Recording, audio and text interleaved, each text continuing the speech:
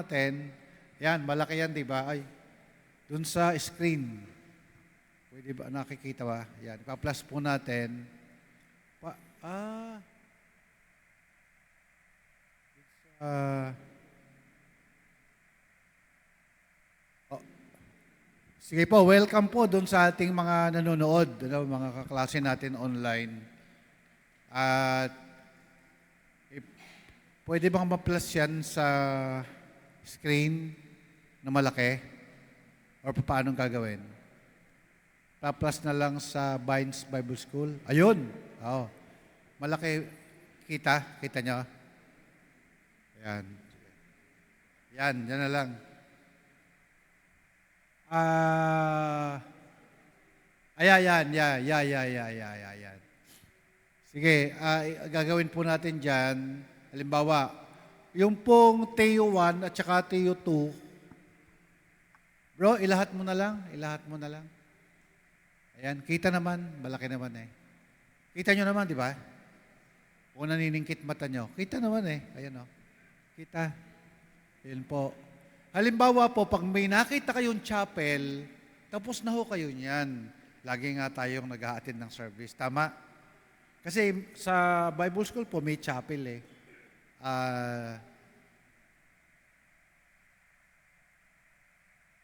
O yung pinaka-chapel na, di ba, yung chapel dyan. May nakita kayong mga chapel, 4, 5, 6, 1, 2, 3, 4, 1, 2, 3, 4, 5, 6. I-check nyo na po yan. Ano?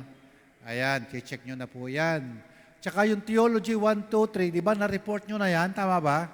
The Study of God. Tapos nyo na po yan. No? Ano pang natapos nyo dyan?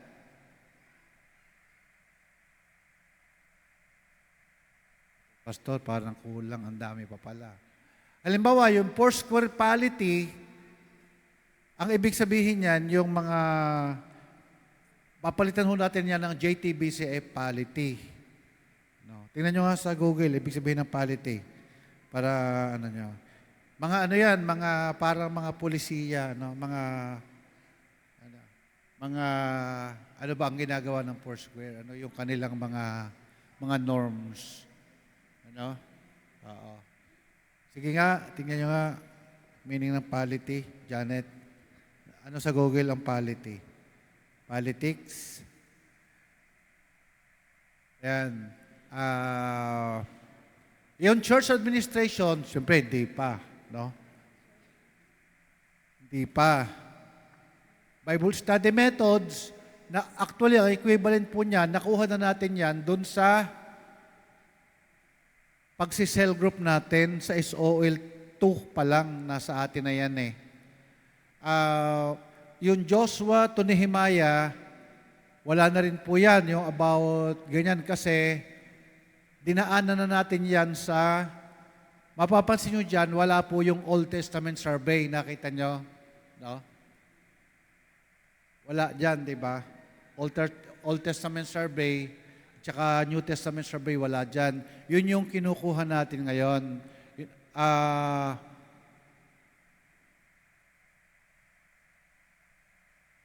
Spiritual, sige, mula dun sa taas, Theology 1, Christian Development. Hindi pa ho natin nakuha yun. Hermeneutics, ito ho yung ginagawa nyo ngayon. Yun nga, Theology 4, Epistle 2, halos nadaanan na po yan dahil nadaanan na po natin yan o dadaanan pa lang natin sa New Testament survey. Yung pong church history, nakuha na po natin yan, di ba? Natatandaan nyo? Nag-report kayo ng church history. Okay. Tapos, Hebrew poetry. Ayan, yan po ang hindi pa natin nakukuha. Yun nga, yung chapel, lahat po ng chapel, chapel 2, chapel 3, nakuha na po natin yan eh. Bible panorama, parang ginagawa natin doon sa Old Testament sa mga survey, parang Bible panorama din yun eh. No? Parang Bible panorama din yun. Pentateuch, so yun din po. Ano ba ang Pentateuch? Ibig sabihin yan ay Genesis, Exodus, Leviticus, Numbers, 5 book of Moses. So yun, halos nadaanan na rin po yan. Foursquare distinctives, JTBCF distinctives. Ano ba ang ating pagkakaiba? Ang ibig sabihin niyan, distinctives. Polity, Ja. Ibig sabihin. Yung polity po is a kind of political organization. Pero in Christian context, it refers to form of church governance or structure. So kung paano po Yan po, form of church structure. No? Minsan, ano na lang yan, kumbaga, sige, saka na lang po natin pag-usapan yan, no? Yung church polity, JTBC polity, church structure. Kasi meron pong iba't ibang forma ng church structure. Merong Presbyterian type, merong Episcopalian, merong Congregational, merong Apostolic. More on na doon po tayo sa lining ng Apostolic congregation. Okay, ano pa? Ano ang susunod? Yun nga po. Homiletics 1, yan po yung ginagawa natin ngayon. Principles of Evangelism and Discipleship. Ayan, hindi pa ho natin. Naranasan po yan, konti, saglit doon sa, I think, Sulto nung araw, yung lumalabas. Pero yung discipleship, ginagawa na po natin yan sa pagkikare group. Pero meron pa ho dapat tayong gawin yan. Homiletics 2, yan po, ginagawa na po natin yan. Developmental psychology. Eric, nasa si Eric? Nasa loob. Pwede ka ba magturo niyan? Ano? Diba psychology graduate ka? Ikaw na magtuturo niyan. Spiritual formation. Ano yung susunod?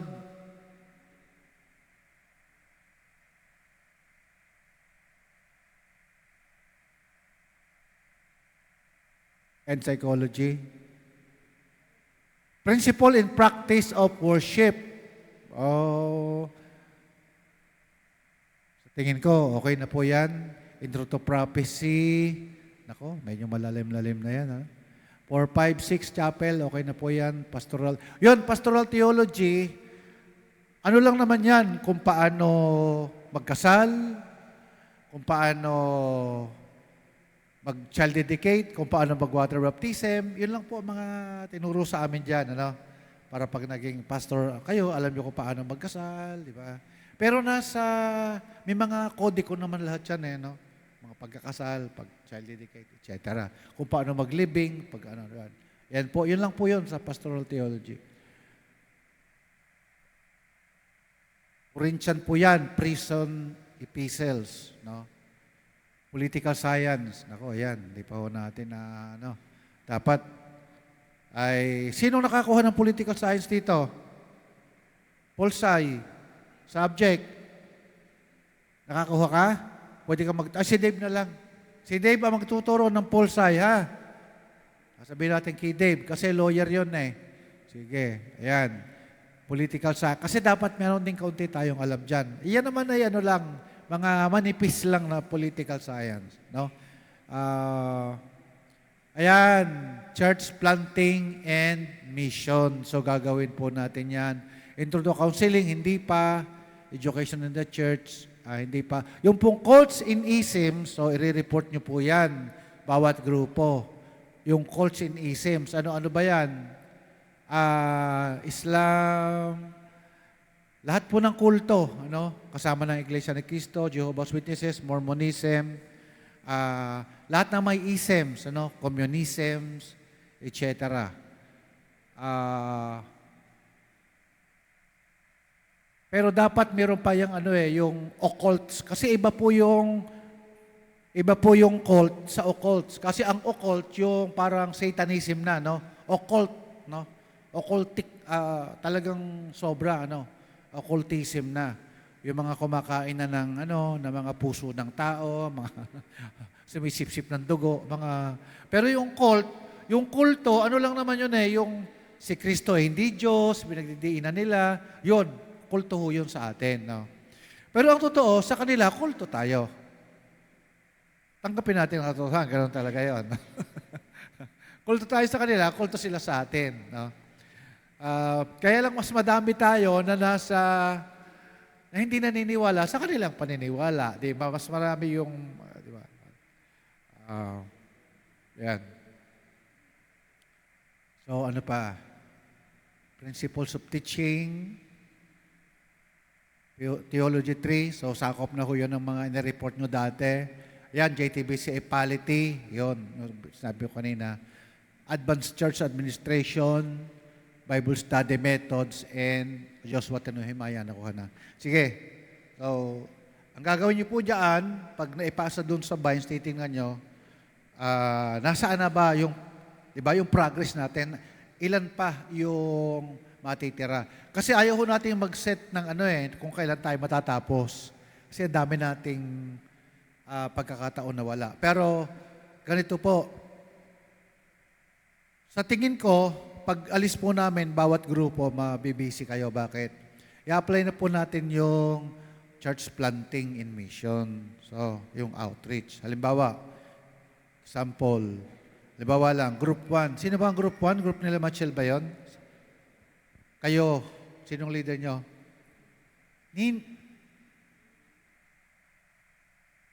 Pastora Ninya ng Katuparan. Yan. Halimbawa, church planting. Pwede kayong magsimula sa... Pakitas nga na kamay ng group 1 lahat.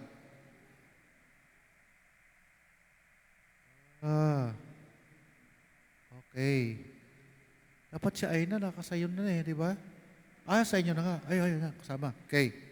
Group 1. Tatry po natin na pagsasabayin po namin hanggang na dito kami para maka-coach ko kayo kasi titingnan natin kung paano kayo humawak ng outreach. Halimbawa, di ba may pondo kayo?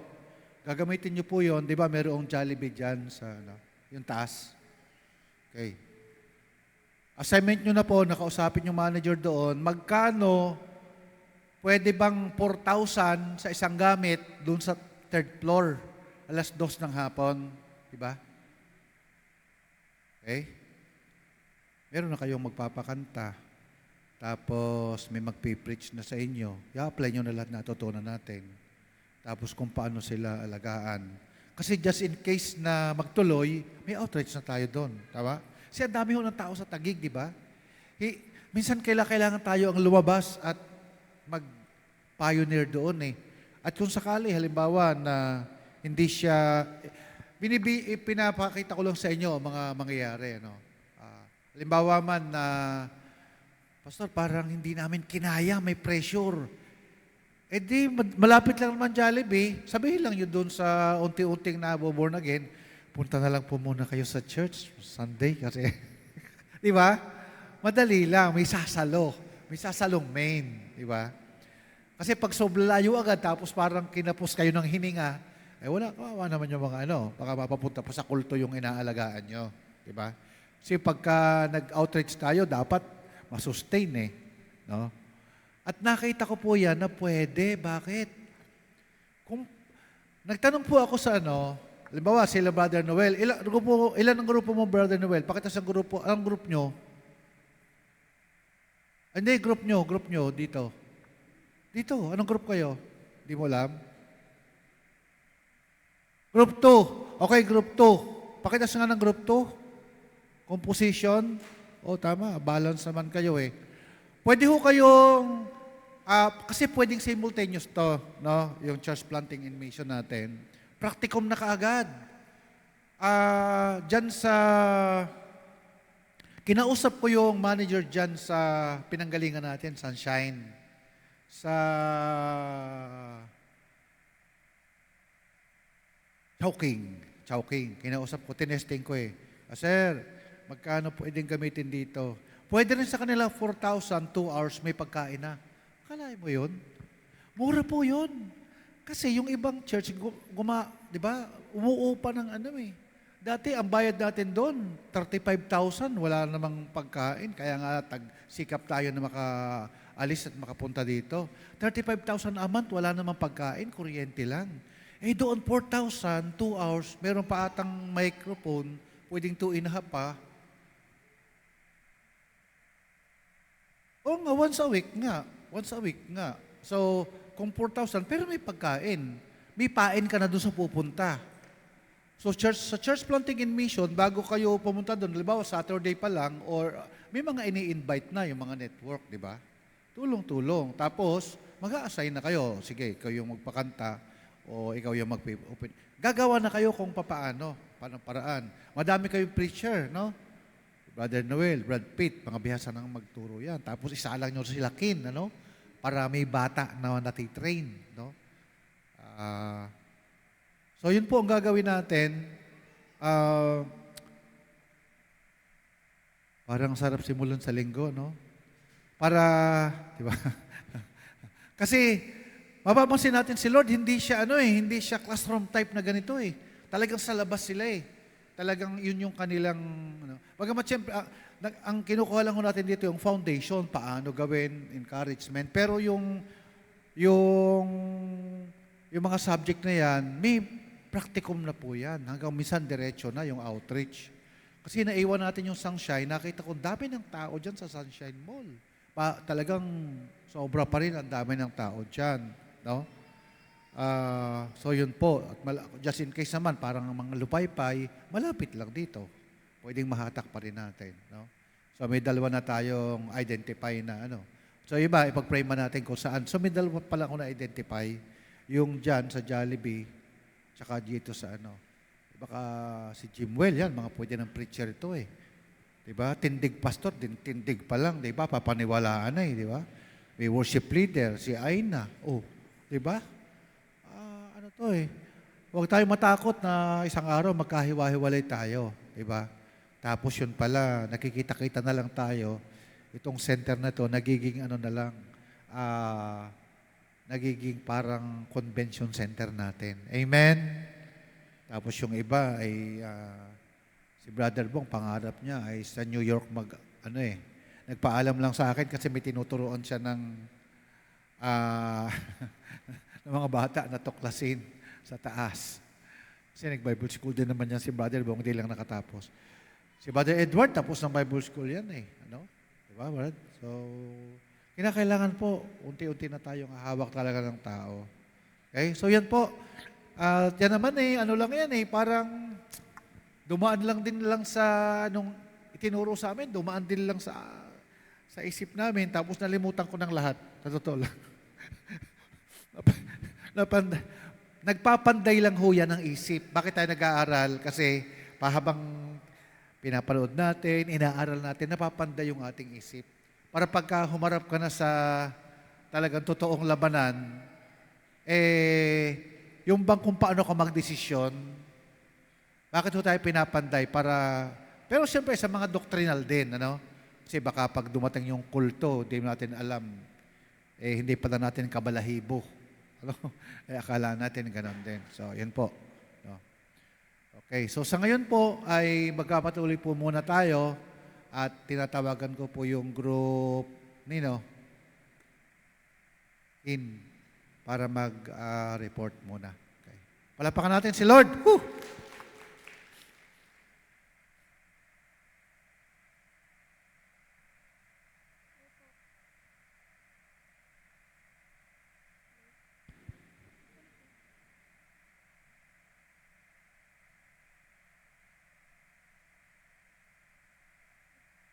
Good afternoon po sa ating lahat. So, ang report po namin ngayon is Acts tsaka Romans. Pa-next slide po. So, Acts. So, who wrote the book of Acts? This is the second volume in the unified two-part work that we know today as Luke Acts. So, both books were written by the same author who is Luke, a traveling co-worker to Paul in, it says in Colossians 4:14. So this is clear from the book's introduction in which Luke says, I produced my first volume, that is the gospel, about all the things Jesus began to do and teach, according sa Acts 1:1. So in the opening line, Luke is also giving a clue as to what the book of Acts will be all about. In volume 1, Jesus began to do and teach. So in volume 2, it will naturally be about what Jesus continued to do and teach. Next slide po.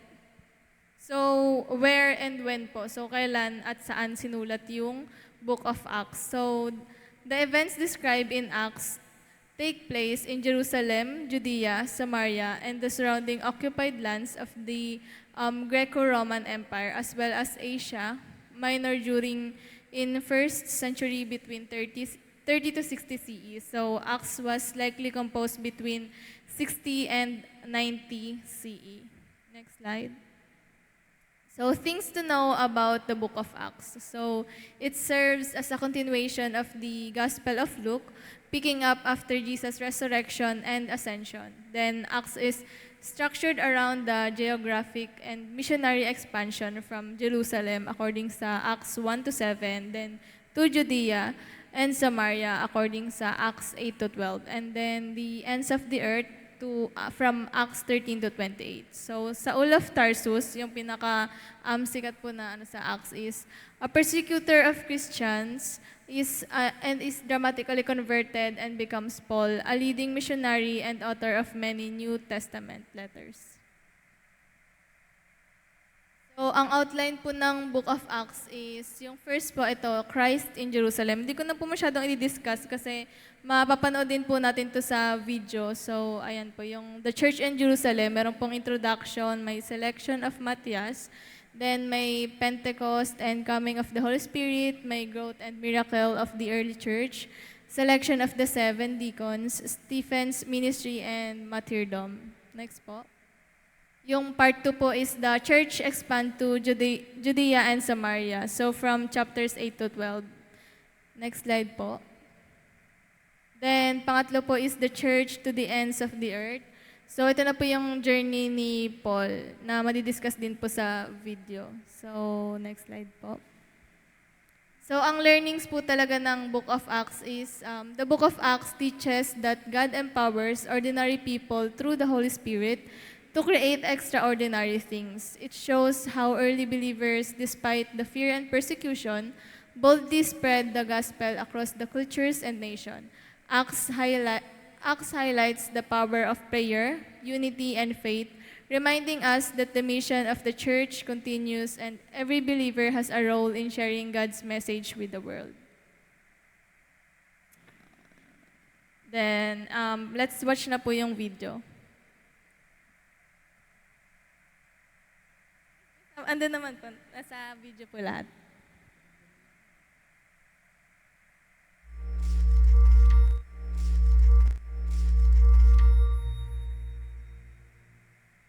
Ang aklat ng mga gawa.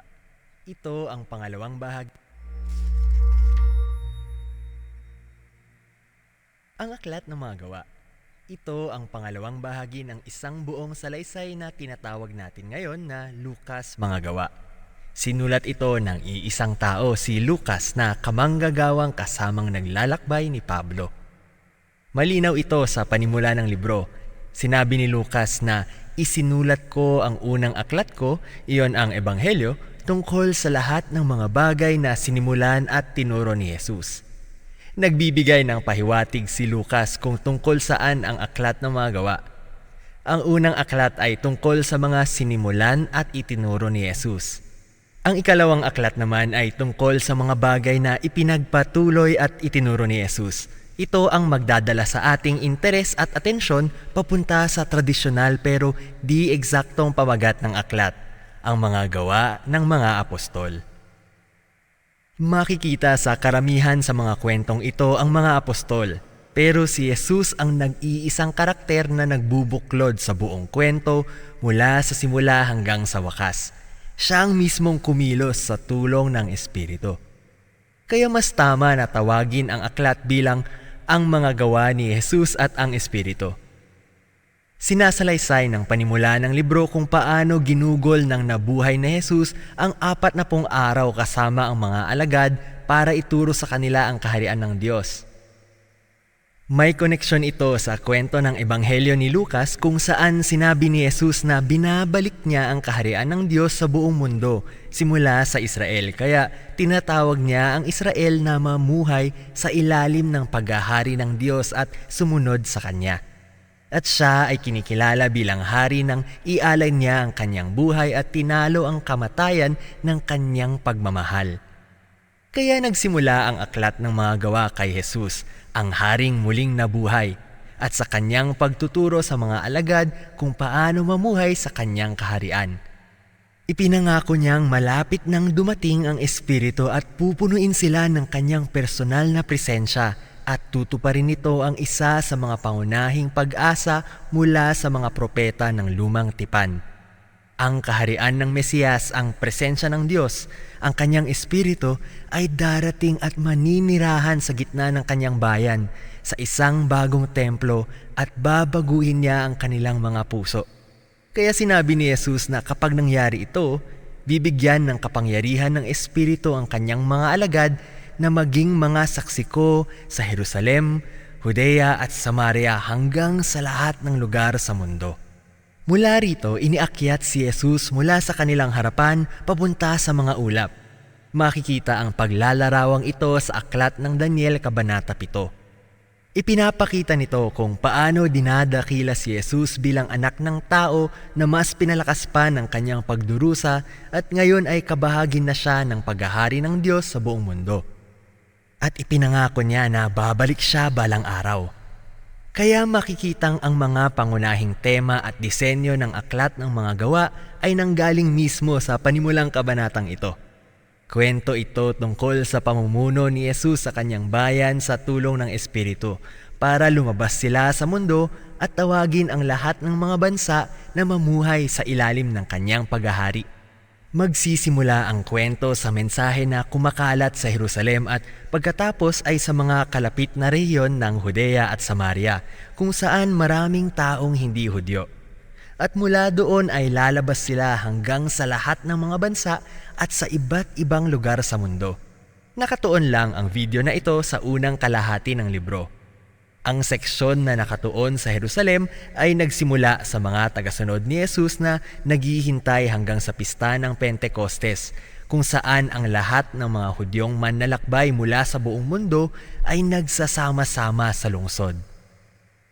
Dumating ang banal na Espiritu sa mga alagad na tulad ng isang malakas na hangin at may lumitaw na apoy sa ibabaw ng ulo ng bawat tao, at sama-sama silang nagsimulang magbalita at magkwento tungkol sa mga dakilang bagay na ginawa ng Diyos. At nagsasalita sila sa lahat ng wika na hindi nila alam dati pero malinaw na naiintindihan ng lahat ng mga taong nandun. Para makita ang binibigyang diin ni Lucas sa kwento, mahalagang tingnan ang pinagmulan ng mga pangyayaring ito sa lumang tipan. Una, ang hangin at apoy ay kaugnay sa mga kwento tungkol sa maluwalhati at maalab na presensya ng Diyos na pumupuno sa banal na tolda at sa templo. At nauugnay din ito sa mga pangako ng mga propeta na darating ang Diyos at mananahan sa tulong ng kanyang Espiritu sa bagong templo sa kaharian ng Mesiyas. Kaya dito sa mga gawa, ang maalab na presensya ng Diyos ay dumating para tumira hindi sa isang gusali, kundi sa kanyang mga tao. Sinasabi ni Lucas na ang bagong templo na ipinangako ng mga propeta ay ang bagong pamilya ng kasunduan kay Jesus, ang mga tao ni Jesus. May kinalaman ito sa pangalawang bagay na ipinapahiwatig ni Lucas.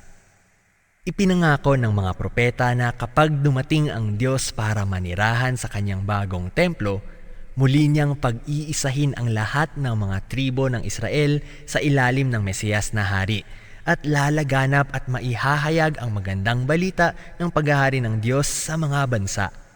Inilarawan ni Lucas ng detalyado ang iba't ibang tribo na bumubuo sa mga Israelitang nanggaling sa iba't ibang lugar at nagsama-sama noong Pentecostes.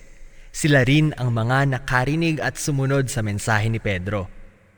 Kaya nagpatuloy ang mga apostol sa pagtawag sa mga Israelita na kilalanin si Jesus bilang kanilang Mesiyas at libo-libo ang nakinig. Sila ang bumuo ng mga bagong pamayanang mapagbigay, sumasamba at nagdiriwang. Pero hindi lahat ay nagdiriwang. Mula rito, pinakita ni Lucas kung paanong ang bagong pamilya ni Jesus ay agad na nakaranas ng matinding galit mula sa mga pinuno sa Jerusalem. Sa isang napakaganda at balansing disenyo, isinalaysay ni Lucas ang kwento ng dalawang templo. Ang bagong templo ng Diyos, ang komunidad ng mga tagasunod ni Jesus, ay nagtitipon araw-araw sa mga lugar na sakop ng templo at sa iba't ibang mga bahay. Ngayon, sa gitna ng mga ito ay may dalawang kwento tungkol kay Pedro at sa iba pang mga apostol na nagpapagaling ng mga tao sa mga lugar na sakop ng templo. Pero pinahuli sila ng mga pinuno sa templo. Tapos, susundan yon ng talumpati ni Pedro na nagsasabing si Jesus ang totoong hari ng Israel. At sa gitna ng lahat ng ito ay ang kwento tungkol sa mga tagasunod ni Jesus na nagbebenta ng mga ari-arian para makaipon ng pondong itutulong sa mahihirap. Napakahusay nito at parang basta lang ito binanggit ni Lucas dito, hanggang sa maisip mo na isa itong gawain na inilarawan sa mga batas ng Torah at dapat ay nagagawa sa pangunguna ng templo sa Jerusalem at ng mga pinuno nito. Kaya malinaw ang punto ni Lucas dito. Tinutupad ng bagong templo ng komunidad ni Jesus ang gustong mangyari ng Diyos sa templo ng Jerusalem, ang maging lugar kung saan nagkakaugnay ang langit at lupa, kung saan nararanasan ng mga tao ang pagiging mapagbigay ng Diyos at ang kanyang nagpapagaling na presensya. Aabot sa pinakasukdulan ang alitan ng pagitan ng dalawang templo sa mga Gawa Kabanata 6 at 7. Ito ang unang bugso ng paghihirap. Patuloy na dumami ang mga tagasunod ni Jesus na nangangailangan ng mas maraming pinuno. Isa sa mga ito si Esteban. Matapang siya na nagpapatotoo kay Jesus sa Jerusalem. Hinuli siya at pinagbintangang bumabatikos at pinagbabantaan ang templo. Dahil dito, nagbigay si Esteban ng mahabang talumpati. Pinakita niya kung paano ang mga pinuno ng Israel ay hindi tumanggap sa mga mensaherong ipinadala sa kanila ng Diyos.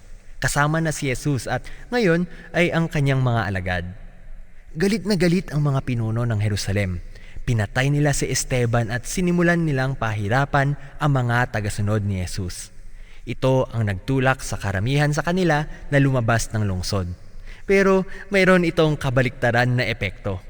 Ipinapakita ni Lucas na ang trahedyang ito mismo ang naging daan para ipadala ang mga tao ni Jesus sa Judea at Samaria. Ngayon sa bahaging ito ay nangolekta si Lucas ng iba't ibang kwento na nagpapakita kung paano na ang pamayanan ni Jesus na karamihan ay Hudyo na taga-Jerusalem ay naging isang kilusang may iba't ibang lahi mula sa iba't ibang lugar. Una ang misyon ni Felipe sa Samaria. Ito ang lupain ng mga kinaiinisan at tinuturing na kaaway ng Israel, pero marami sa kanila ang sumunod kay Jesus. Kasunod ay ang pagbabagong loob ni Saulo ng Tarsus na kinilala din bilang si Pablo.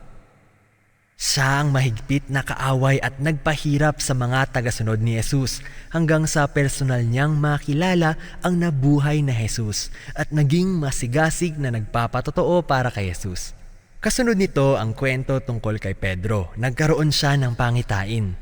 Doon niya nalaman na hindi na tinuturing ng Diyos na marumi ang mga hindi Hudyo at pwede silang makasama sa pamilya ni Jesus.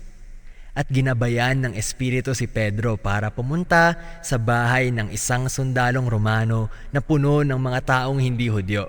At tinanggap nilang lahat ang magandang balita tungkol kay Jesus.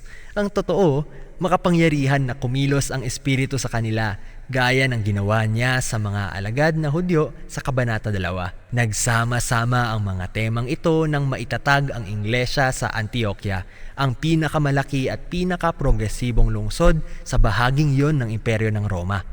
At sinabi sa atin ni Lucas na si Bernabe, isang pinunong Hudyo mula sa Iglesia sa Jerusalem, ay sumama kay Pablo para tumulong sa pangunguna sa komunidad at iglesia na ito. Kaya ito ang naging unang malaking iglesia sa kasaysayan na binubuo ng iba't ibang lahi. Dito unang tinawag ang mga tagasunod ni Jesus na mga Kristiyano. At mula rito, ipinadala ang mga unang misyonero sa buong mundo. Kaya nakikita nating natutupad ang bilin ni Jesus at ito ang magdadala sa atin sa natitirang bahagi ng kwento ni Lucas. Pero sa ngayon, ito ang unang kalahati ng aklat ng mga gawa.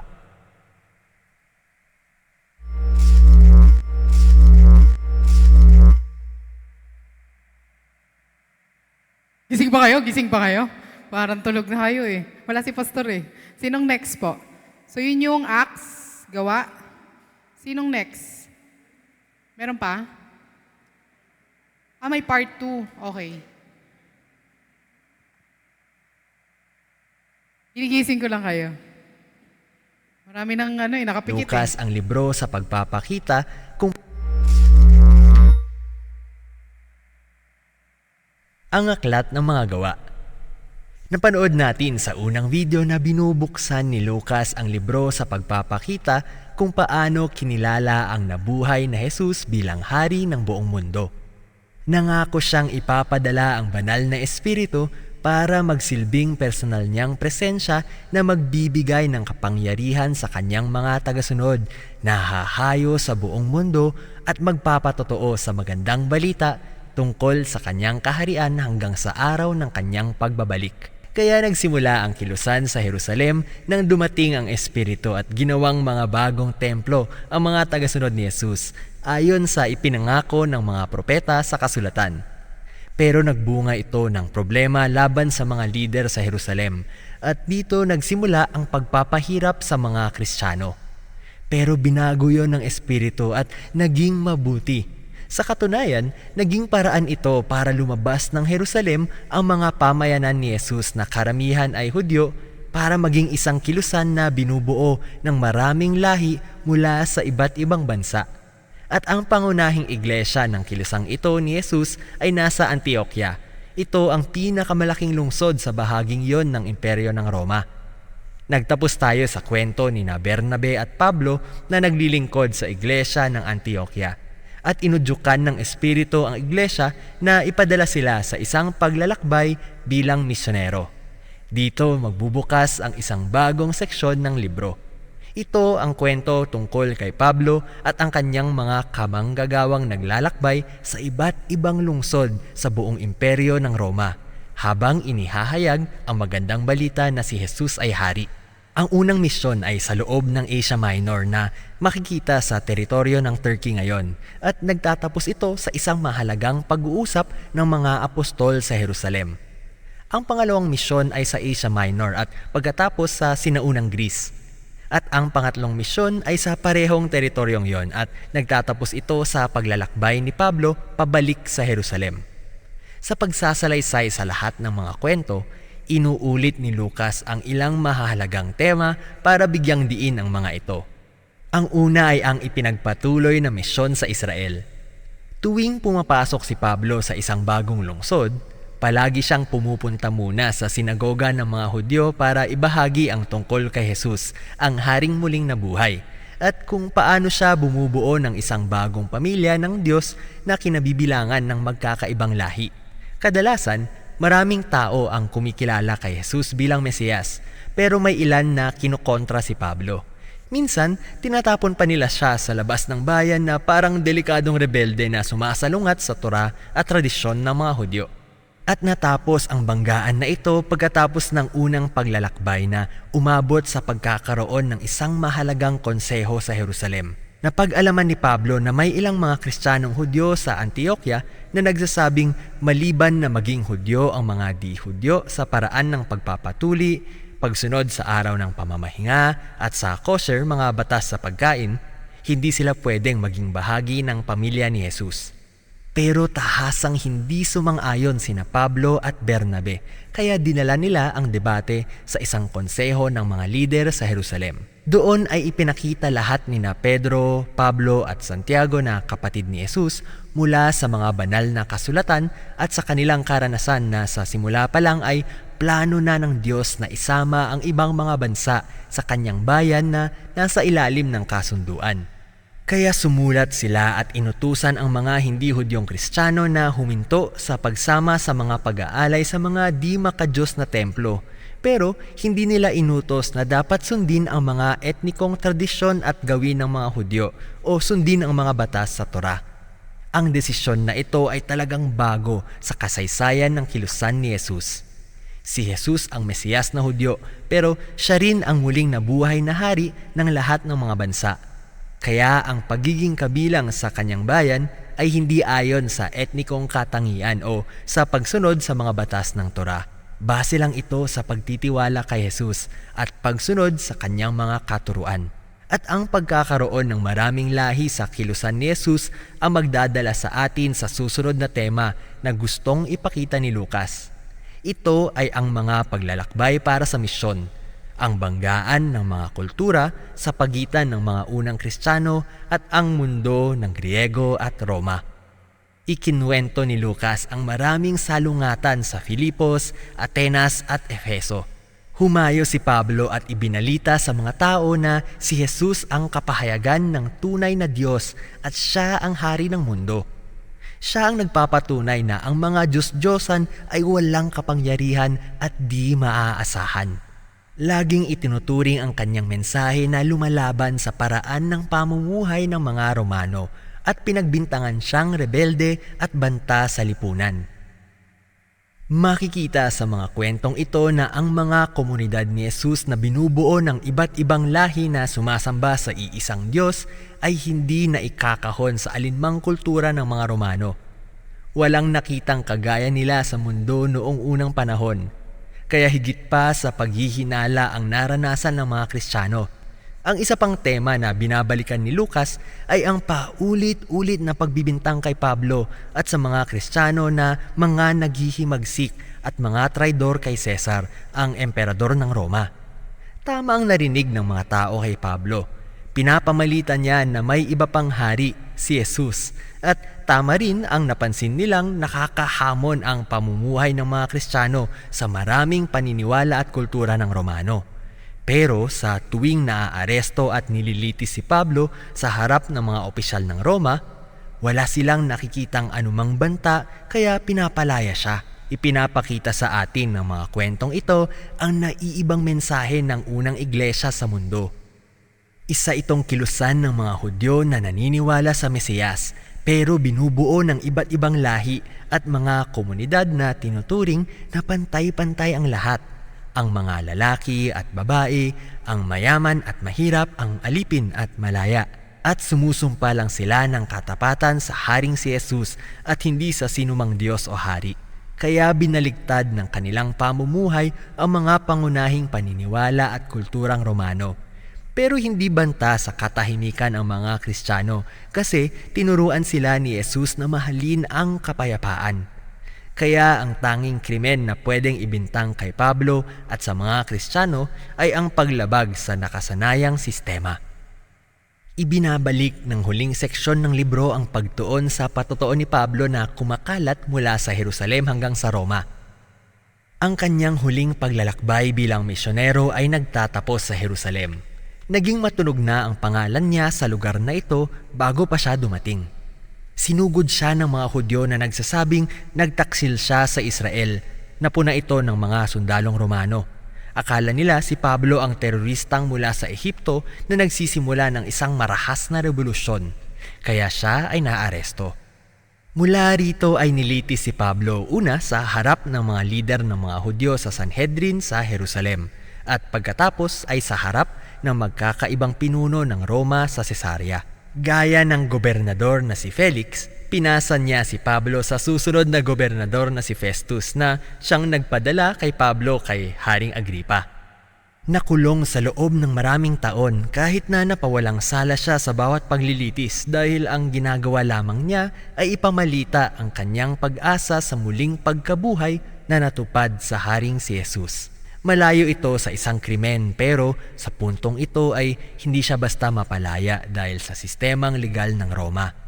Kaya umabot ito sa pag-apila ni Pablo na humarap sa pinakamataas na hukuman ng Roma. Ngayon, may isip mong sagabal kay Pablo ang lahat ng panahong nakabilanggo siya kasi ang gusto niya talaga ay maglakbay para magsimula ng mga bagong komunidad ni Jesus. Pero ang Espiritu ang kumilos para maging maayos ang lahat sa librong ito. Ang pagkabilanggo ay nagbigay kay Pablo ng panahon para makapagsulat siya ng mahalagang liham bilang apostol at ito ang naging paraan para magpatuloy ang kanyang mga aral bilang misyonero kahit wala na siya.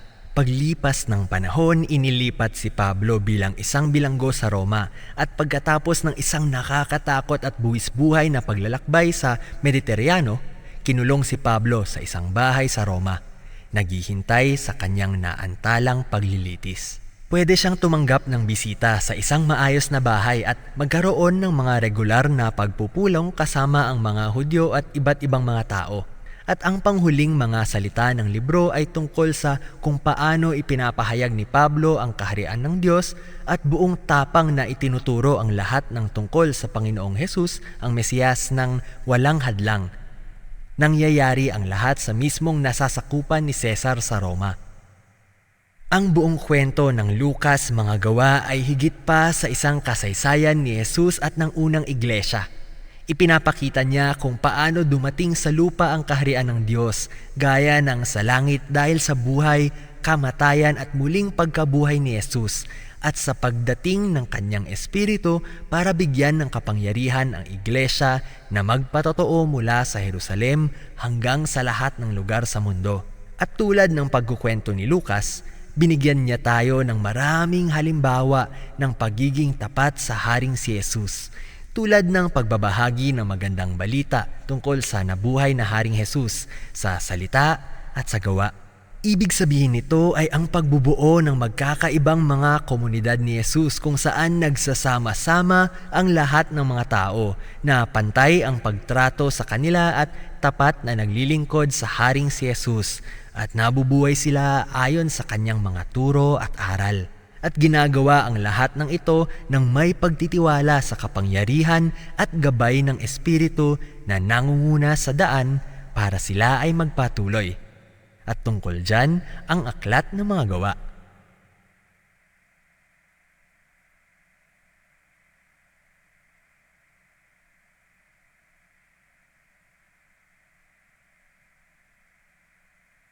So for continuation naman po, sa Book of Romans naman po tayo.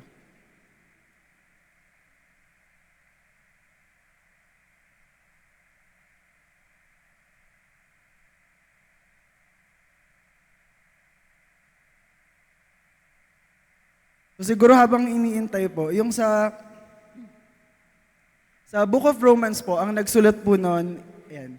So, who wrote the Book of Romans? So, technically po, ang nagsulat po ng Book of Romans is si Paul po. So, based po kasi sa Romans 1:1, in writing this epistle, Paul and used this assistance of scribe Tertius, and who wrote his own greetings to the Roman saints. So, ibig sabihin po, si Paul po yung nagsulat ng Book of Romans. Tapos po, si Paul, in-address niya po yung letter na to sa mga Christian believers sa Rome, kahit hindi pa po siya nakakapunta mismo sa Rome. So, parang ginagamit niya po to para masabi sa mga taga-Rome na gusto niyang bumisita sa mga taga-Roma. So, next slide po. So, where and when was it written? So, based po sa mga several clues na mababasa po natin sa Acts 20:2-3, nasulat po ni Paul yung Book of Romans nung nagstay po siya sa Corinth ng 3 months, and possibly po between 55 to 56 AD po ito nangyari. So, next slide po. So, ito po yung mga things to know about the Book of Romans. So, although addressed to Romans, the letter was originally written in Koine Greek, or the common language of the Eastern Roman Empire. So, next naman po, the letter has a both doctrinal, chapter 1 to 11, and practical po from chapter 12 to 16. So, yung doctrinal po, ito po yung nakafocus lang siya sa mga teachings, sa mga doctrines. Pagdating naman po sa practical, andito na po yung kung paano natin siya ma-apply sa real world situation po natin. And sa next po is Romans 13 is one of the few New Testament texts that directly addresses the Christian's relationship to government and civil authority. So, dito po sa Romans, naka-focus po kasi dito na parang sinasabi ni Lord na dapat matuto tayong rumispeto sa mga authorities natin, sumunod sa ating government. So, kaya po nabanggit yung sa Romans 13. So, next slide po. So, outline of the book of Romans. So, nahati po siya sa tatlo. So, ito po yung from Romans 1 to 3, dito po in-explain ni Paul yung doctrine of justification by faith in Jesus Christ. Tapos, from Romans 4 to 8 naman po, Paul cites the example of Abraham to illustrate the doctrine of justification by faith. Tapos yung last part po nun is from Romans 9 to 16. dito na po yung ni-wrote po nito ni Paul para sa mga Israel to elect status or present rejection of the gospel. So dito po nahati yung outline ng Book of Romans. So next slide po. So dito na po tayo sa learnings from the Book of Romans. So the best learnings from the Book of Romans is that salvation is a gift from God, given by grace and received through faith in Jesus Christ, not by human effort or adherence to the law. Paul clearly explains that all people, regardless of the background, are sinners in need of redemption, but through Jesus' sacrifice, we are justified by faith, set free from sin, and empowered to live transformed lives through the Holy Spirit. Romans teaches that God's love is unshakable. His mercy is for all, and true righteousness, it comes not from what we do, but from trusting in what Christ has done for us. So ito lang po yung short discussion about the Book of Romans. Kasi yung overall na kwento naman po ng Book of Romans is mapapanood naman natin. So mapapanood po natin siya sa video. So para hindi na rin po tayo paulit-ulit. So paalala ko lang po sa Book of Romans, 2 part din po siya. So itatanong ko na lang din po kung pati po ba yung part 2 is papanoorin din natin. Or pwedeng isenda lang po siya sa GC natin para mapanood din po sa mga bahay po ninyo. So yun lang po, pwede po nating mapanood yung video. Thank you po.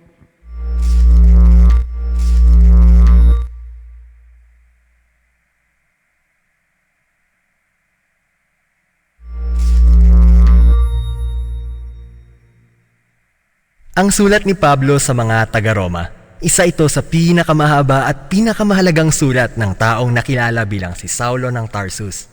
Isa siyang Hudyong rabay na miyembro ng mga Fariseo. Masigasig siya at tapat sa Torah ni Moses at sa mga tradisyon ng Israel.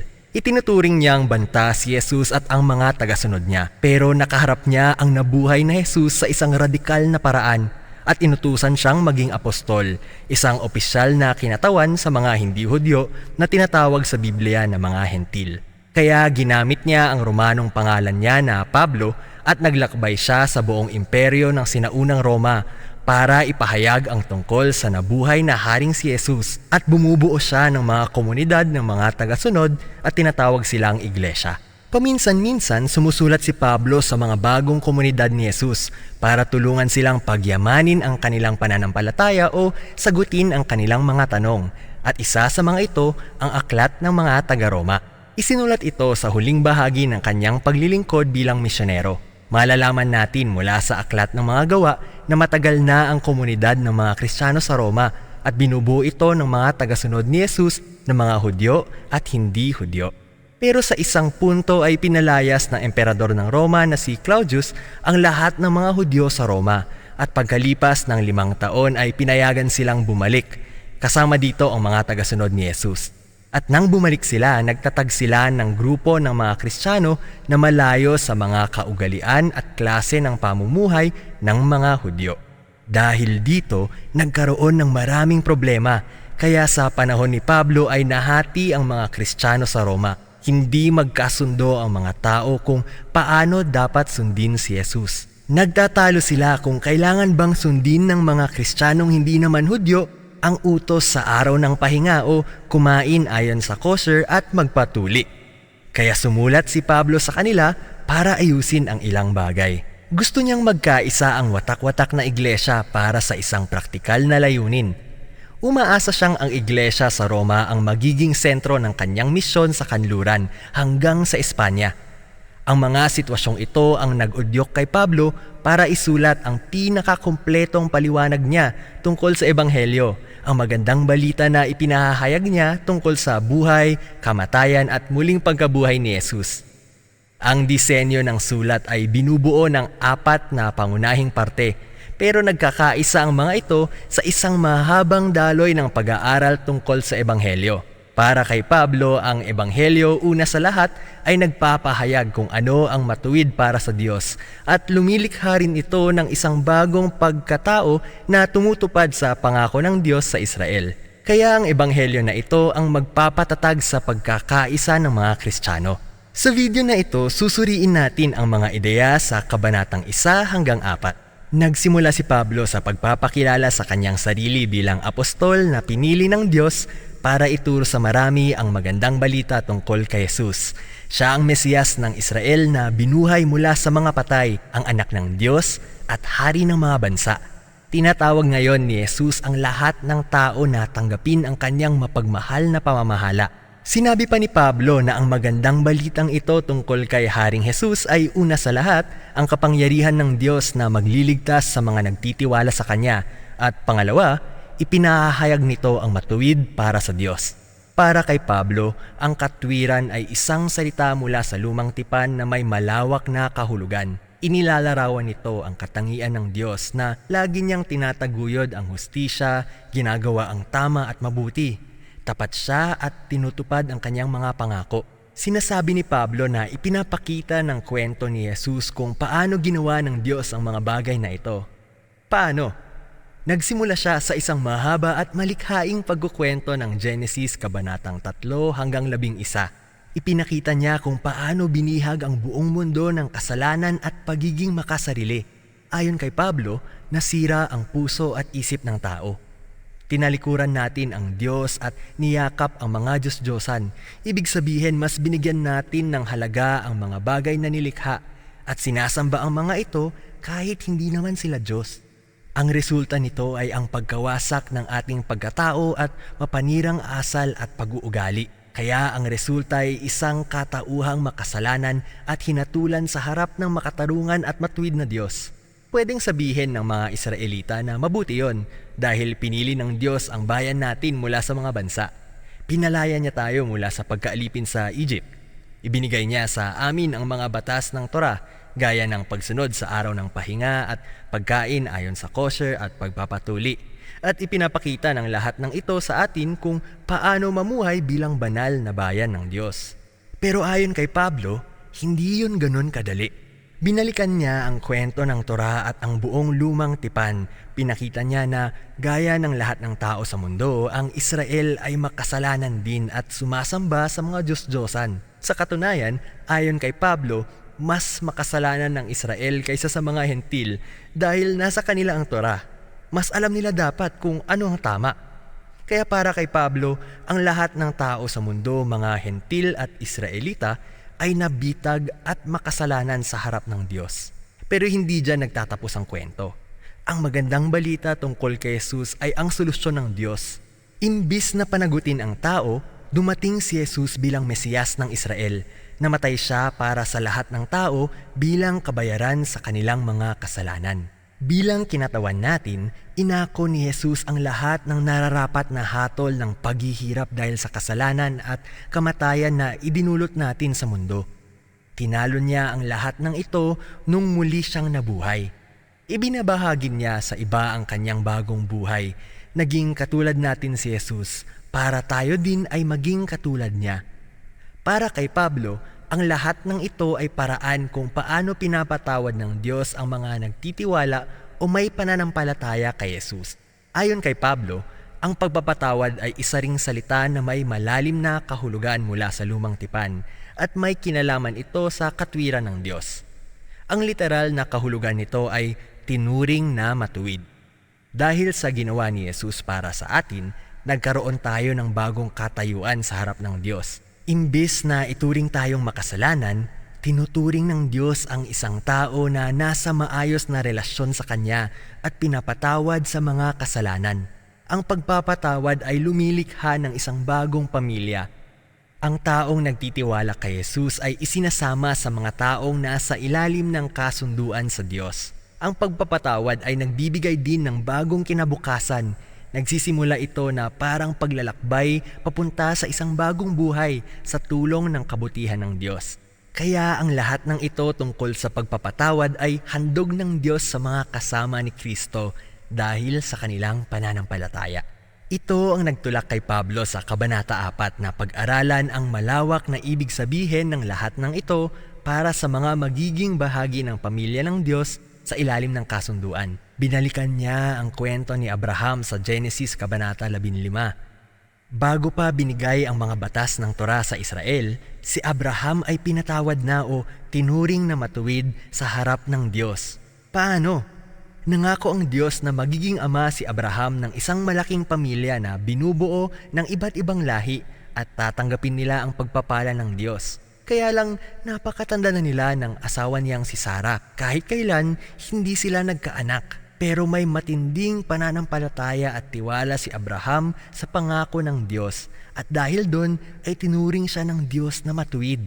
Kaya sinabi ni Pablo na ngayon, naging ama na si Abraham ng bagong pamilya ng Diyos sa ilalim ng kasunduan at patuloy pa itong kumakalat sa buong mundo. Binubuo ito ng mga Hudyo at Hentil na may parehong klase ng pananampalataya at pagtitiwala sa taong tumupad sa pangako ng Diyos kay Abraham, si Jesus na Mesiyas. Tumigil muna tayo sandali at tingnan ang kabuuan ng mga pangunahing ideya ni Pablo dito sa Kabanata 1 hanggang 4. Dahil mahalaga ang mga ito para maunawaan ang natitirang bahagi ng sulat. Ang lahat ng tao sa mundo ay talagang binihag ng kasalanan at kailangang maligtas. Kaya lang, hindi maliligtas ang mga tao kung susubukan lang nilang sundin ang mga batas ng Torah. Dahil lang sa pagiging matuwid ng Diyos, kaya niligtas niya ang mundo sa tulong ng kamatayan at muling pagkabuhay ni Jesus para malikha niya ang pamilya ni Abraham na binubuo ng iba't ibang lahi at sumasampalataya. Ito ang bago niyang bayan sa ilalim ng kasunduan. At magpapatuloy si Pablo, ipapakita niya kung paano naging bahagi ang bagong pamilya na ito sa isang bagay na higit na mas importante. Tinatawag silang lahat sa isang bagong paraan ng pamumuhay. Pero nakaugat ang lahat ng ito ang sulat ni Pablo sa mga taga-Roma. Sa naunang video ay pinag-usapan natin kung sino si Pablo at bakit niya sinulat ang liham na ito. At pinag-aralan natin ang mga pangunahing ideya sa Kabanata 1 hanggang 4. Ang lahat ng tao sa mundo ay talagang binihag ng kasalanan at kailangang maligtas. At walang maliligtas kung susubukan lang ng mga tao na sundin ang mga batas ng Torah. Kaya dahil matuwid ang Diyos, niligtas niya ang mundo sa tulong ng kamatayan at muling pagkabuhay ni Jesus. Para likhain ang pamilya ni Abraham na binubuo ng iba't ibang lahi at sumasampalataya. Sila ang magiging bayan niya. Ngayon sa natitirang 3 parte ng sulat sa mga taga-Roma, mas palalawakin pa ni Pablo ang mga ideyang ito. Kaya tandaan ang pagtalakay ni Pablo tungkol sa pagiging matuwid dahil sa pananampalataya. Kapag nagtitiwala ang mga tao na nabuhay at namatay si Jesus para sa kanila, nagkakaroon sila ng bagong katayuan at nagiging matuwid sa harap ng Diyos. Sinasama sila sa isang bagong pamilya, ang angkan ni Abraham sa ilalim ng kasunduan, at nagkakaroon sila ng bagong kinabukasan, ang pag-asa sa isang binagong buhay. Gusto ngayon ni Pablo na ipakita kung paano dapat baguhin ng katotohanan ito ang bawat bahagi ng ating pamumuhay. Kasi ang ibig sabihin ng kasama sa pamilyang ito ay maging bahagi ng isang bagong katauhan na nilikha ng Diyos sa tulong ni Jesus at ng Espiritu. Kaya binalikan ni Pablo ang unang tao sa kwento ng Biblia, si Adan. Ang ibig sabihin ng pangalan niya ay tao, at si Adan, tulad ng lahat ng tao na nagmula sa kanya, pinili nila ang kasalanan at pagiging makasarili. Kaya kinakaharap ng bawat tao ang hatol ng Diyos dahil naging alipin tayo ng kasalanan na nagreresulta sa kamatayan. Pero ikinumpara ni Pablo si Adan kay Jesus na tinawag niyang ang bagong Adan, isang taong namuhay ng tapat at sumusunod sa Diyos. Makikita yon sa kanyang pagmamahal na handang mag-alay ng sarili. Iniaalay ngayon ni Jesus ang kanyang buhay na parang regalo para sa iba at para maging matuwid sila sa harap ng Diyos. Kaya si Jesus ang tumatayong pinuno ng isang bagong grupo ng mga tao na binago ng regalong ito. Dadalhin tayo nito sa Kabanata 6. Pinaalala ni Pablo sa mga Kristiyano sa Roma na ang ibig sabihin ng pagsunod kay Jesus ay pagtalikod sa kanilang dating pagkataong nakakabit kay Adan at paglipat sa bagong pagkatao kay Jesus, at ang kanilang bautismo ay banal na simbolo ng pagbabagong yon. Namatay kasama ni Jesus ang kanilang lumang pagkatao at kasama naman niyang nabuhay ang bago nilang pagkatao. Kaya kapag nagtitiwala ang isang tao kay Jesus, ang buhay nila ay ikinakabit sa kanyang buhay. Kung anong totoo sa kanya ay totoo rin sa kanila. Tuwing tinatanggap ng mga tao na sila ay kagaya ni Jesus, pinapalaya sila at nagiging tunay ang kanilang pagkatao, buong pusong nagmamahal sa Diyos at sa kanilang kapwa. Kung ang paglikha ng bagong tao ang layunin ng Diyos mula pa sa simula, tinatanong ni Pablo sa Kabanata 7 kung ano ang punto ng pagbibigay ng Diyos sa kautusan o Torah sa Israel. Tandaan, kapag ginagamit ni Pablo ang salitang kautusan, ang ibig niyang sabihin minsan ay ang kwento at mensahe ng unang 5 libro ng Biblia. Pero minsan ay mas partikular niyang tinutukoy ang napakaraming mga kautusan na ibinigay kay Moses at makikita sa Torah. Itong pangalawang kahulugan ang punto ni Pablo. Bakit binigay ang lahat ng kautusan na yon? Sinasabi ni Pablo na mabuti ang mga kautusan ng Torah. Pinapakita ng mga ito ang kalooban ng Diyos kung paano dapat mamuhay ang Israel.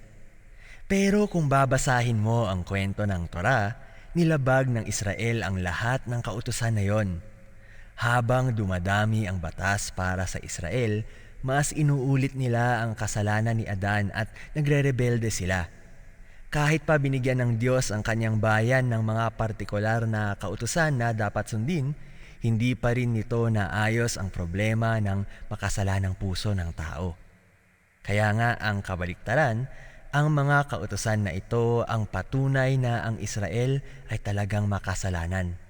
Pero sinabi ni Pablo, ang kabaliktarang ito ang punto. Ang layunin ng Diyos ay linawing mabuti na ang kasamaan ang bumihag sa puso ng tao. Kaya kahit pa mabuti ang Torah, wala itong magagawa. Pero ito ang sinabi ni Pablo sa Kabanata 8. Nandito na ang solusyon, si Jesus at ang Espiritu. Ganito yan. Parang magnifying glass ang mga kautusan ng Torah. Tinutukan nito ang mga problema ng mga tao sa isang lugar sa Israel. Pero sa tulong ng kinatawan ng Israel, si Jesus na Mesiyas, tinalo at binayaran na ang lahat ng kasalanang iyon dahil sa kanyang kamatayan at muling pagkabuhay. At ibinigay ni Jesus ang kanyang espiritu sa kanyang bagong pamilya para baguhin ang kanilang puso at matupad nila ang tunay na hinihingi ng mga utos sa Torah, ang mahalin ng Diyos at ang kapwa. Hindi lang yan, binago ng Diyos ang mga tao bilang unang hakbang ng kanyang mas pinalawak na misyon, ang iligtas at baguhin ang buong nilikha. Magiging lugar ito kung saan ang kanyang pag-ibig ang magiging makapangyarihang salita. Mapapansin mo ngayon na ang Kabanata 1 hanggang 8 ay isang mahabang daloy ng ideya. Pero lumilikha din ito ng ilang tanong. Kung ang lahat ng ito ay layunin ng Diyos, ano ngayon ang katayuan ng mga Israelita na kababayan ni Pablo kung hindi nila tinatanggap si Jesus bilang Mesiyas? Paano tinutupad ng kwentong ito ang mga pangako ng Diyos sa kanila? Nagsimula si Pablo sa Kabanata 9. Sobrang nalulungkot siya para sa mga kababayan niyang Israelita na tumatangging si Jesus ang kanilang Mesiyas. Ito ang nag-udyok sa kanya na pag-isipan ang kasaysayan ng Israel mula sa lumang tipan. Pinaalala niya na hindi dahil Israelita o nanggaling sa lahi ni Abraham ang isang tao ay kabilang na agad sa tunay na pamilya sa ilalim ng kasunduan. Pinakita ni Pablo na palaging pumipili ang Diyos ng isang parte sa loob ng pamilya ni Abraham na magpapatuloy sa linya ng pangako. Ang punto niya ay pinagpapatuloy ngayon ng mga tagasunod ni Jesus ang linya ng pangakong ito. Ipinapaalala niya sa atin na sa mahabang panahon, may mga tao sa loob at labas ng pamilya ni Abraham na hindi sumunod sa kalooban ng Diyos. Binalikan niya ang kwento ng Israel at ang gintong tupa, pati ang paghihimagsik ni Pharaoh. Ipinakita niya sa atin na kayang ayusin ng Diyos ang mga pangyayari para kahit ang pagtanggi sa Kanya ng mga tao ay maging daan para mangyari ang pinaplano niyang pagliligtas. Kaya sa Kabanata 10, tinutukan ni Pablo ang Israel sa kasalukuyan. Kaya maraming Israelita ang tumatanggi kay Jesus ay dahil ibinabatay nila ang kanilang kasunduan at relasyon sa Diyos sa pagsunod sa mga utos sa Torah. Nakakalungkot kasi hindi nila kinikilala ang ginawa ng Diyos sa tulong ni Jesus, ang paglikha ng isang bagong pamilya sa ilalim ng kasunduan na nakabatay sa pananampalataya. Kaya ang tanong ni Pablo sa Kabanata 11, ano ang mangyayari sa Israel? Tinalikuran na ba ng Diyos ang bayan niya? Para sa kanya, syempre hindi. Napakaraming Hudyo, kasama na siya ang kumikilala kay Jesus bilang Mesiyas, at marami rin ang hindi. Pero ginamit ng Diyos ang kanilang pagtanggi para matupad ang plano niya. Ito ang naging daan para maipahayag ang magandang balita ng mas mabilis at sa mas malawak na mundo ng mga hentil. Kaya lumago ang pamilya ni Abraham kasama ang mas maraming lahi at kultura. Inilarawan ni Pablo ang pamilya ng Diyos sa ilalim ng kasunduan na parang malaking puno ng olives. Ang mga tumatanggi kay Jesus ay pinuputol at gaya ng mga ligaw na mga sanga, ang mga hentil ay ikinakabit sa pinakapuno ng pamilya. Pero sinabi ni Pablo na darating ang araw at tatanggapin si Jesus ng sarili niyang bayan. Hindi siya nagbigay ng detalye kung paano. Basta nagtitiwala si Pablo sa katangian at pangako ng Diyos na hindi niya papabayaan ang kanyang bayan sa ilalim ng kasunduan. Dadalhin tayo nito sa huling bahagi ng libro, Kabanata 12 hanggang 16. Pero tandaan ang buong larawan. Dahil sa kanilang pananampalataya kay Jesus, parehong ang mga Hudyo at mga Hentil ay pamilya na ngayon ni Abraham, ang bagong pagkatao na binabago ng Espiritu ng Diyos. Ganito tinutupad ng Diyos ang kanyang mga unang pangako. Kaya ang nag-iisa at tamang solusyon para sa mga Hudyo at hindi Hudyo na ito ay magkaisa bilang samahan ng mga Kristiyano.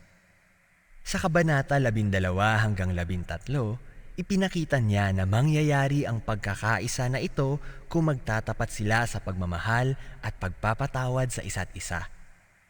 Makikita ang pagmamahal sa paggamit ng kanilang magkakaibang kaloob at kakayahan para paglingkuran ang bawat isa sa iglesia. At katumbas din ito ng pagpapakumbaba at pagpapatawad. Kapag nagsasama-sama ang magkakaibang lahi at kultura na ito kay Jesus, hindi maiiwasan ang pag-aaway. Mawawala ito sa pagsisikap na magpatawaran at magkasundo.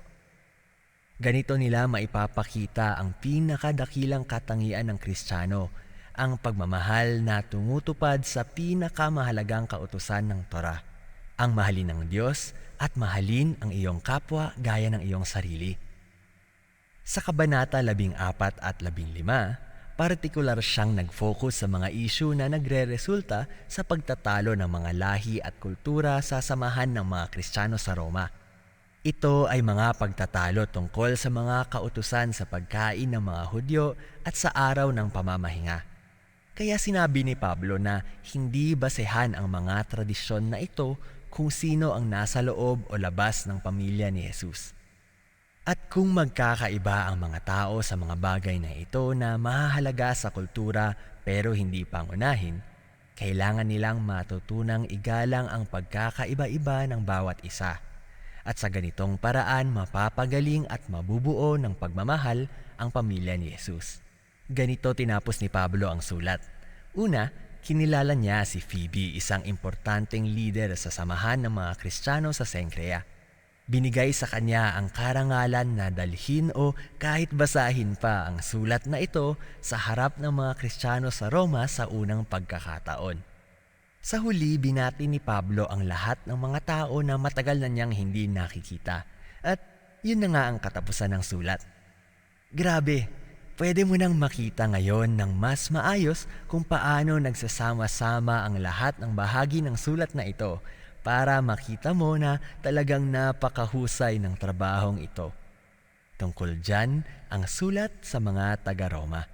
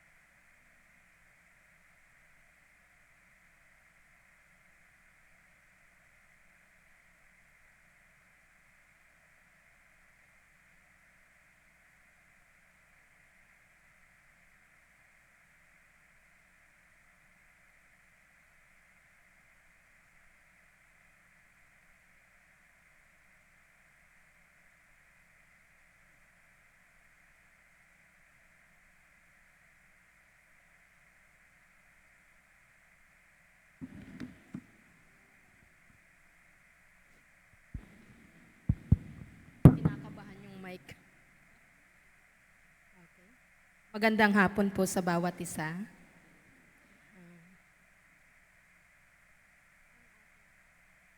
Aking topic ay dito sa panahon ng pagsubok.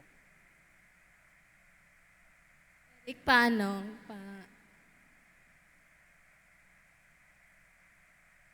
Send ako ng pasuyo naman.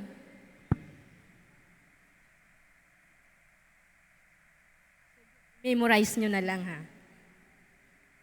Sa panahon ng pagsubok.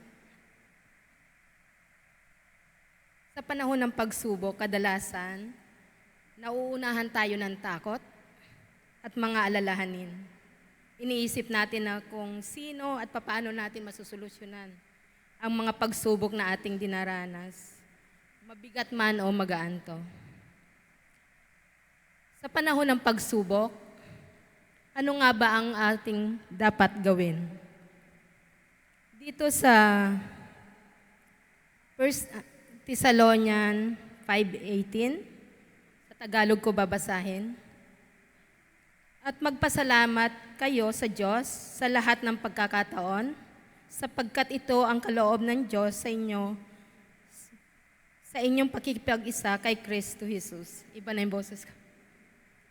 Sabi dito, ano ang dapat nating gawin? Number 1, magpasalamat tayo sa Diyos sa lahat ng pagkakataon. Binibigyan din dito yung kahalagahan ng pagpapasalamat, yung pagpapahayag natin ng pagpapasalamat sa Diyos sa lahat ng bagay. Sa kabila ng mga pagsubok na pinagdadaanan natin dahil ito ang kaloob ng Diyos sa kanyang mga tagasunod. Sabi nga, ang pagpapasalamat ay isang pundasyon ng ating pagiging isang Kristiyano. Ang pagpapasalamat ay tugon sa nalalaman natin na sa kabila ng ating mga pagpapalang natatanggap ay may pinagmumulan ito. At wala tayong dahilan para hindi tayo magpasalamat. So, kaya nagpapasalamat ako, i-connect ko ito sa naranasan namin bilang isang pamilya. Nagpapasalamat ako sa Panginoon dahil pagdating ng pandemic, kung naalala natin na talagang nasa timing ang lahat ng pangyayari sa aming buhay. Kasi nung panahon ng pandemic, dyan din kami nakabili ng sasakyan, nandun yung blessing. Pero dito sa panahon ding ito, nagkaroon kami ng matinding pagsubok sa kalusugan. Unang-una, sa unang pagdating ng pandemic, ako ang nakaranas ng sciatica. Kung hindi pa ninyo nalalaman kung ano yung sciatica, yung parang voltahe ng electricity na dumadaloy mula paa hanggang baywang, na talagang yung sabi mo ang ibang klaseng kuryente. Pero maraming salamat dahil hindi na ako nagpa-doktor noon. So talagang binigyan ako ng karunungan ng Panginoon kung paano gagaling yon, at dinaan ko yon sa isang exercise. So tumagal yon ng 3 hanggang 6 na buwan. Tiniis ko, pero hindi yun naging hadlang para hindi ko magampanan yung trabaho ko bilang isang nanay at isang kabiyak, at may business din kami. So nandun yung hirap maglakad kasi para akong robot. Siguro yung ibang nakakita sa akin talagang makikita bakit ganun siya lumakad. Robot talaga, as in sobrang bagal kumilos. Pero nandun din kasi yung panahon na kahit anong position mo, nakahiga ka, nakaupo ka, nakatayo ka, same pa rin yung nararamdaman mo, yung voltahe na dumadaloy sa katawan. Pero ginawa ko pa rin. Sumasama pa rin ako sa pamamalengke. Ginagawa ko pa rin yung trabaho. Pero natapos yon, gumaling ako, pero nandun yung ako naman yung nagka-COVID. So, slight lang naman yung COVID ko.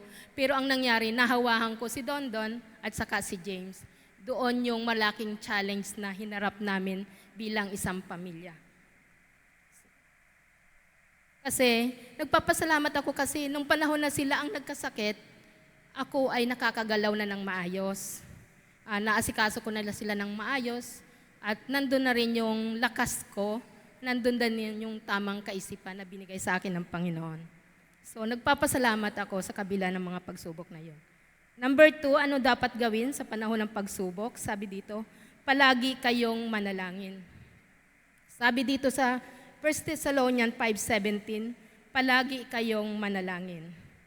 Ipinapakita dito yung kahalagahan ng tuloy-tuloy na pagkapag-ugnayan sa Diyos sa pamamagitan ng panalangin. Maraming klase ng panalangin. Sinasabi lagi ni Pastor, yung speaking in tongues, praying in tongues. So, yun talagang gamit na gamit ko yung panalangin na yan nung ako ay nag-aasikaso sa asawa ko at kay James nung panahon na yon. Kasi hindi talaga maganda yung kalagayan nila nung panahon na yon, lalo na si James. Kasi may asthma si James, may history siya ng asthma. So, siya talaga yung talagang sabi ko na iba ang sitwasyon niya. So, yung speaking in tongues, yan yung gamit na gamit ko ng mga panahon na yon. Yun yung pinakang powerful weapon ko nung mga panahon na yon na talagang sabi ko, walang makaka-intercept na kaaway. Hindi nila pwedeng agawin ang aking mga mahal sa buhay. Kaya speaking in tongues ang ginamit ko para hindi mabasa. Sabi nga, hindi ma-intercept ng kaaway. So, pwede rin yung panalangin ng with tears. So, kahit ang Panginoon, nanalangin siya with tears. So, isa din yung paraan ko na ginamit ko nung nakakaramdam na ako na sobrang pagod, sobrang puyat, lahat, halos wala akong tulog para maasikaso ko lang sila. So, yun yung ginamit ko na umiiyak ako sa pagdulog ko sa Panginoon dahil alam naman ng Panginoon kung ano talaga yung nararamdaman ko noong mga panahon na yon. Kasi ako lang talaga yung nag-aasikaso sa kanila. 2 pasyente. Yun ang ginawa ko. So, nandun yung continuation ng pananalangin na hindi pwedeng maalis sa atin bilang isang Kristiyano. Number 3, paano tayo, sa panahon ng pagsubok, anong dapat natin gawin? Number 3, huwag kayong mabalisa. Sabi dito sa Philippians 4:6, sabi, huwag kayong mabalisa tungkol sa anumang bagay, sa halip, hingin ninyo sa Diyos ang lahat ng inyong kailangan sa pamamagitan ng panalangin may pasasalamat. Sabi nga, hindi nga talaga inalis ng Panginoon yung problema na dinaranas namin. Sa halip, sinamahan niya ako, sinamahan niya kami para magtagumpay sa pagsubok na yon.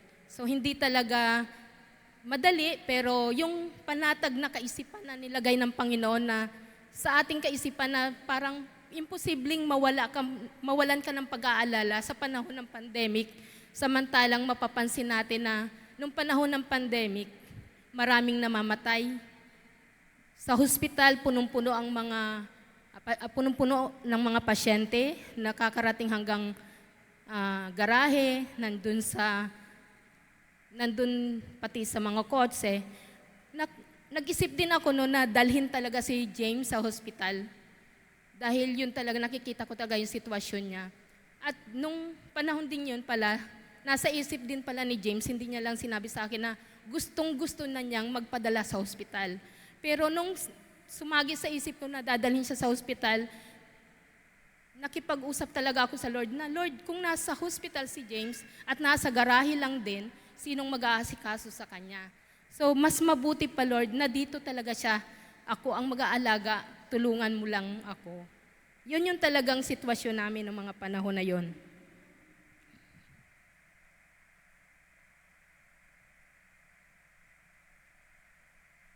So, nandun talaga yung assurance ng Panginoon. Sinabi nga niya, iniwasan ko yung mga negatibong mga balita ng mga panahong to. Hindi ko pinaalam sa lahat sa kapatiran kung ano ang tunay na sitwasyon namin. Patawad, pero yun yung pinili ko. Mas pinili kong manahimik at humingi na lang ng prayer sa mga ka-prayer watch ko noon. Bakit hindi ko pinaalam sa inyo? Dahil nung panahong yon, gusto kong makapag-focus sa Panginoon, sa pagkikipag-ugnayan sa Panginoon. Kasi sabi ko nga, kung pinaalam ko sa inyo dahil concerned kayo, magchat-chat kayo sa akin. At hindi naman pwedeng hindi ko yan sasagutin. So madidistract ako, hindi ako makakapag-focus sa Panginoon. So yun ang mas pinili ko, mag-focus na lang sa Panginoon para tuloy-tuloy yung pakikipag-ugnayan ko sa Lord at hindi ako mapasok ng anumang mga negatibong kaisipan.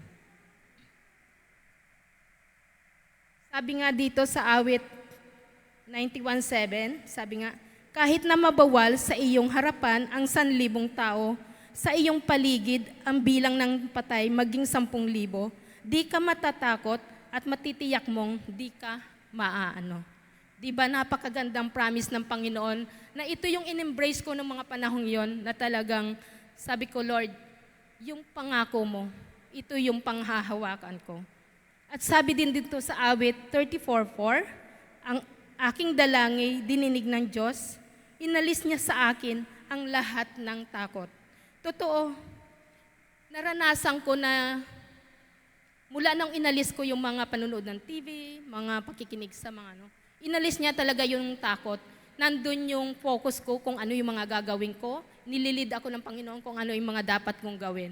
So, talagang sinamahan ako na hindi ko talaga akalain na mangyayari sa amin. Pero yung panatag na kaisipan habang kami dumaranas ng pagsubok na yon, nandun yung pagkilos ng Panginoon. Number 4, sa panahon ng pagsubok, anong dapat nating gawin? Purihin si Yahweh sa kanyang kabutihan. Sabi nga dito sa awit 107:2, 1-2, purihin si Yahweh sa kanyang kabutihan, pag-ibig niya'y tunay, laging tapat kailanman. Lahat ng iniligtas, tinubos ni Yahweh, bayaang magpuri, mga tinulungan upang sa problema siya'y magwagi. So napakaganda na talagang sa panahon ng pagsubok, manatili tayong magpuri sa Panginoon. So ito yung naging isang instrument din para sa panahon ng pagsubok. Nandun yung, pag hindi ko na sila inaasikaso, nandun ako sa kusina, ang ginagawa ko naman, pagpupuri naman sa Panginoon. Siguro, lahat ng healing song sa, napatugtog ko ng lahat, yan talaga yung pinakang naging, napagtuunan ko ng pansin ng mga panahong yun. So talagang sa pagpupuri sa Panginoon, kung naalala natin si Pablo, nung nasa kulungan siya, di ba, wala silang ginawa kundi magpuri. Kumilos ang Panginoon, ipinakita sa kanya. So ganun din yung ginawa ko dahil naalala ko si Pablo ng panahon na yon na sa mga pagsubok, magpuri ka sa Panginoon. Iyon ang aking mga ginawa noon. Kaya yung tuloy-tuloy na pagpupuri sa Panginoon, walang patid, kahit ano ang ginagawa ko, yan yung pinakang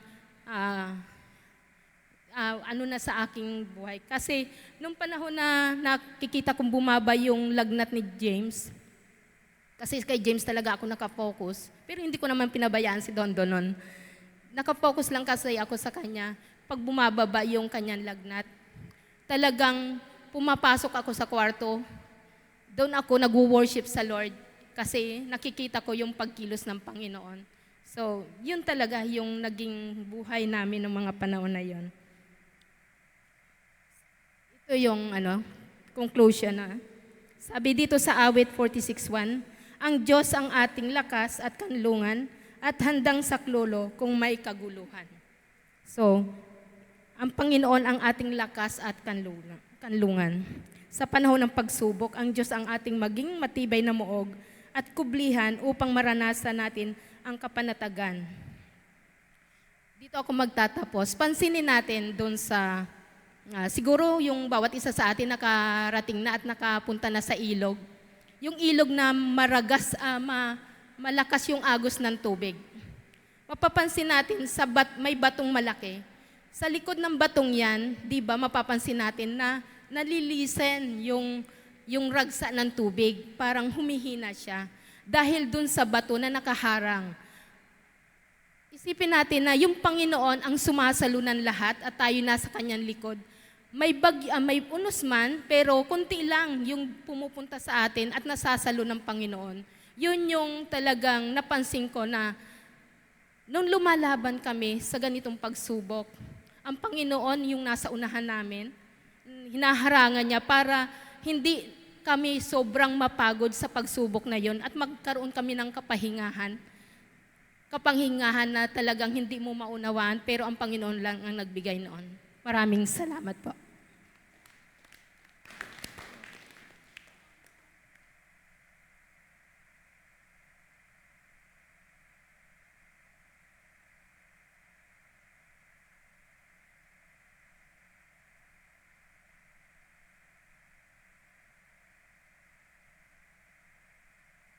Sige po, isang bagsak. Ayan, anong topic nga po pala yun? Sa panahon ng pagsubok po, di ba? Ano pong type of sermon or exhortation? Oh, topical, no? Kasi latag ng topic, tapos merong points. Ayan. Ang importante lang naman po doon is alam natin yung tamang disposition. Ano ba ang pagsubok para sa atin? Kung ang pagsubok para sa iyo ay pahirap, ay talagang magiging mahirap talaga ang approach mo. Pero kung ang pagsubok po, may tama tayong pagtingin doon, approach doon, mayroong pagsubok para sa ikatatag, para sa ikakalago, spiritually, maganda ang ating sa pagsubok, no? Approach natin sa pagsubok. Ipagpapasalamat pa nga natin kapag tayo ay dumanas ng pagsubok, kagaya ni Pablo. Next po ay si Ate Jen. Teka, alas 3 na po Alas 3 na po. Oo, alas 3:01. Kaya tayo po ay tama na at okay naman na tayo. Dahil meron pa po tayong mentoring. Ayan. Sa next na lang po kayo, Ate Jen. At saka si Ate Neri. Ayan. So, i-ano nyo po muna yan. At tama-tama, nagsibabaan na rin yung mga alaga ni Kuya Bong. Sige po, okay na po tayo. Let us pray. I-end na po natin ang ating pong pag-aaral sa hapon na ito. And hopefully, ay meron ho tayong nasambot. Meron tayong natutunan dun sa ating pinanood. Bagaman nakakaantok. Pero nakikita namin sa monitor, lumalaban po kayo. No? Kaya sabi mo sa katabi mo, congratulations. No, talagang ang iba gumagana yung iba Oo, hindi naman halata, hindi halata, ano lang. Oo, talagang grabe. Pati sa pag-aaral, matindi ang pinaglalaban, talaga. Anyway, sige po, tayo at manalangin tayo. Panginoon Diyos, patuloy kami na nagpapasalamat sa kabutihan mo, sa kadakilaan mo, sa natapos namin na lessons. We hope and pray na ito po ay patuloy na maitanim sa matabang bahagi ng aming puso, hindi lang po sa aming isip, at ito talaga ay talaga pong magamit namin sa aming pong misyon, sa aming pong trabaho bilang mga anak, bilang kawal mo, bilang disciple mo, Panginoon Diyos. Palakasin niyo po ng patuloy ang bawat isa. Yung pong aming kahinaan ay hindi ho maging hadlang para hindi ho kami makapag-share ng iyong mabuting balita. Hindi po ang aming katayuan sa buhay ang magiging hadlang upang hindi ho namin maibahagi ang iyong pag-ibig na amin din pong naranasan, Panginoon. Salamat po, Banal na Espiritu, maging sa amin pong mentoring. Patuloy niyo po kaming samahan at patuloy pa na matuto, Panginoon, sa iyo po. Salamat sa pangalan ni Jesus. Ang lahat ay magsabi ng Amen, Amen, Amen. But wait, there's more. May mentoring.